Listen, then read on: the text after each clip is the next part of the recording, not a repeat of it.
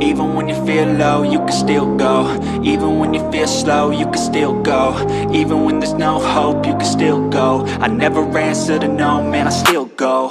Go, go, go, go, go, go, go, go, go, go, go, go, yeah, go, go, go. Hustle hard, hustle every single day. I'll be making moves till I'm buried in my grave. To the system, I don't wanna be a slave. I've been doing shit my way, or the highway. And in the driveway is a nice range. Cause I grind through the climb, I invite pain. You'll never hear me, bitch, nah, I don't complain. Just gotta flip the switch and you can go and obtain anything you want, anything you need. Your mind's got the key ingredient, it's belief. Nama Anies terseret-seret di kasus kebakaran depo minyak di Pelumpang. Dikarenakan saat menjabat sebagai Gubernur DKI, Anies ini sudah memberikan izin untuk mendirikan bangunan di sekitar depo minyak tersebut. Padahal dulunya di sekitar depo minyak ini adalah rawa-rawa, bukan tempat tinggal. Tapi kenapa Anies berani memberikan izin untuk mendirikan bangunan di situ? Ya entahlah ya.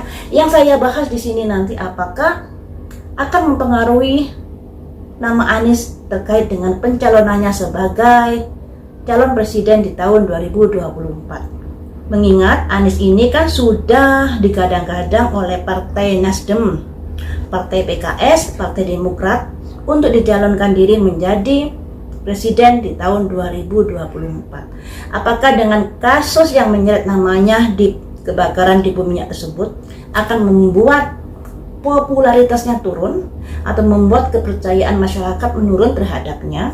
Mari kita ungkap di sini ya. Untuk Anies ini, apakah dengan kebakaran di minyak tersebut membuat popularitasnya menurun terkait dengan pemilu di tahun 2024?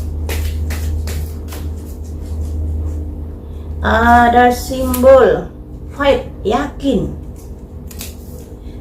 tentang apa? Keyakinan tentang apa? Tentang Faket tetap menggandeng atau tetap mengusung Anies sebagai calon presiden 2024. Joy ini untuk kesuksesan.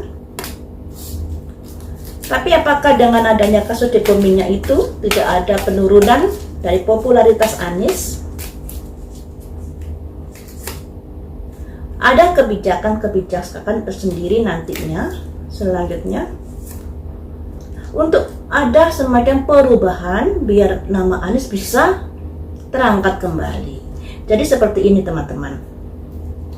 Dari partai-partai yang mengusung Anies di sini tetap akan mencalonkan Anies sebagai calon presiden di tahun 2024. Dan di sini harapannya bisa sukses.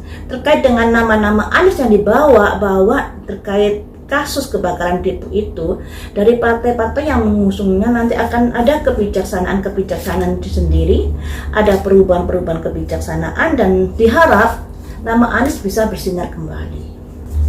Jadi di sini partai-partai yang mengusung Anies juga agak ketar-ketir ya dengan adanya berita-berita seperti itu.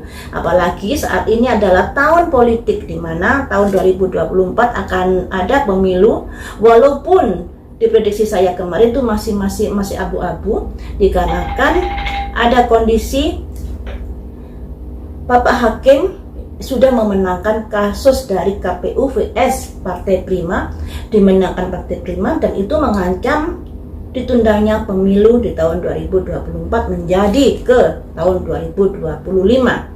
Tapi Pak Mahfud MD sudah mengatakan ada orang di belakang layar di sini, atau ada orang yang bermain-main di balik semuanya ini. Kenapa hakim itu mau memutuskan memenangkan Partai Prima untuk menunda atau yang konsekuensinya untuk penundaan pemilu ke 2025. Setelah saya prediksi, pemberitaan-pemberitaan itu dimanfaatkan untuk pihak menyerang dari partai atau dari sosok Pak Jokowi ini, di mana partai yang berkuasa saat ini, yang memenangkan saat ini adalah Partai PDIP, itu digunakan untuk menyerang partai tersebut dan Pak Jokowi seakan-akan ingin menghendaki kekuasaan lebih lama lagi. Padahal sebenarnya ada yang bermain di belakang layar ini untuk menjatuhkan nama Pak Jokowi dan partai yang mengusungnya.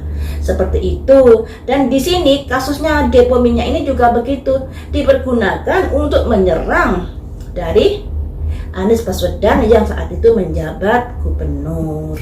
Nah, tentunya hal ini adalah hal yang lumrah ya. Jadi jangan kaget kalau mendukung ini, mendukung itu, kemudian dukungannya diserang oleh pihak rivalnya, itu jangan kaget. Itulah permainan politik. Karena saat-saat tahun 2023 ini tahun-tahun panasnya, tahun-tahun politik di negara Indonesia. Gimana caranya agar bisa meraih suara sebanyak-banyaknya walaupun dengan cara-cara yang kurang bagus. Dan di sini Anies juga begitu, namanya terseret-seret terkait dengan kenapa dia memberikan izin mendirikan bangunan di sekitar Depo Minyak tersebut. Padahal itu sangat rawan sekali ya. Yang namanya gudang minyak rawan untuk terbakar. Harusnya tidak mengizinkan untuk menerbitkan IMB di sekitar Depo Minyak tersebut. Dan disinilah menjadi bahan untuk menyerang Anies. Selanjutnya kita gali lagi di sini ya, kebijaksanaan seperti apakah yang akan dilakukan oleh partai yang mengusung Anies, dan apakah itu mampu mengangkat, mendongkrak nama Anies. Kebijaksanaan seperti apakah yang akan dilakukan oleh partai-partai yang mengusung Anies. Perkiraan ya ini ya, kebijaksanaan yang akan diambil. Ada simbol gosip. Selanjutnya, jadi akan memberikan pemberitaan baru yang untuk menenggelamkan berita-berita tentang Anies, seperti itu. Selanjutnya, di sini ada simbol. Tapi bagaimanapun apa yang sudah terjadi ini masih diingat oleh masyarakat nantinya. Jadi ada hitam dan putih di dalam masyarakat terkait Anies ini. Yang namanya seseorang kan pasti ada kebaikan juga ada keburukan ya. Selanjutnya, apakah hal itu akan bisa menguatkan citra Anies di mata masyarakat? Ada simbol orang bergandengan, yang artinya yang orang-orang yang sudah terpatri namanya untuk Anies tidak akan terpengaruh dengan berita-berita tersebut. Tapi nggak bisa dipungkiri ada pemberkatan juga, seperti yang saya bilang tadi. Yang namanya orang terlanjur jatuh cinta itu tidak bisa melihat atau tidak akan percaya jika ada pemberitaan-pemberitaan yang menyudutkan orang yang disukai. Seperti untuk Anies ini ya, sekalipun di pemberitaan media sosial dikabarkan bahwa Anies sudah melakukan sebuah kesalahan dengan menerbitkan izin mendirikan bangunan di sekitar depo, tapi pendukung setianya tetap fanatik untuk mencintai Anies, untuk mendukung Anies. Di sini ada simbol orang bergandengan tangan dan orang mendapatkan pemberkatan, yang artinya pendukung Anies ini sangat loyal kepada Anies. Sekalipun ada pemberitaan yang seperti itu, tapi kadung terlalu cinta kepada Anies, pada akhirnya tetap akan memilih Anies. Seperti itu ya. Jadi ini fanatik banget untuk pendukungnya Anies ini. Sulit untuk digoyahkan sekalipun ada berita-berita yang seperti itu. Nah, kemudian ingin saya prediksi, bagaimanakah peluang Anies di pemilu tahun 2024 atau tahun 2025? Bagaimanakah peluang Anies dalam pencalonannya sebagai presiden negara Indonesia? Ini saya prediksi untuk kondisi saat ini ya, dan kondisi saat ini bisa berubah-berubah ketika ada kegigihan, ada upaya, usaha dan lain sebagainya. Ini kondisi saat ini. Nanti kapan-kapan kita prediksi lagi ya. Peluang Anies untuk saat ini sebagai pencalonan presiden di Republik Indonesia. Ada 3 orang bersulang yang bisa diartikan bagus. Saya ambil 3 kartu peluang Anies sebagai calon presiden. Ada perempuan bawa koin membutuhkan dana yang luar biasa dan pengorbanan yang luar biasa. Selanjutnya peluang Anies, ada simbol raja bawa tongkat, yang artinya peluang Anies ini juga sangat bagus di pemilihan presiden tahun depan. Di sini dia ada kondisi raja dan ratu. Cuman di sini ada 3 orang yang bersulang, bukan 10 orang.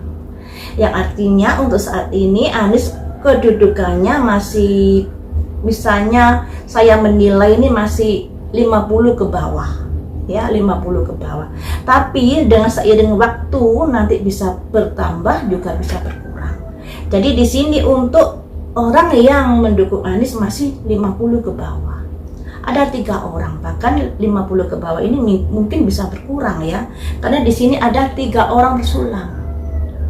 Kalau dari kartu tarot juga ada angka-angkanya ya teman-teman. Di sini ada 3 orang bersulang, ada 3 yang artinya masih mengawali sebuah kesuksesan, masih awal kesuksesannya ini, belum akhir dari kesuksesan ya.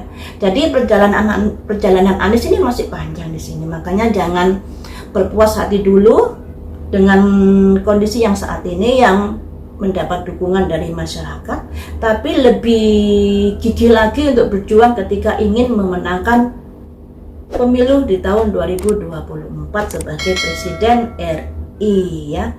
Jadi di sini nggak bisa dipungkiri pendukung Anies ini sangat pendukung yang fanatik.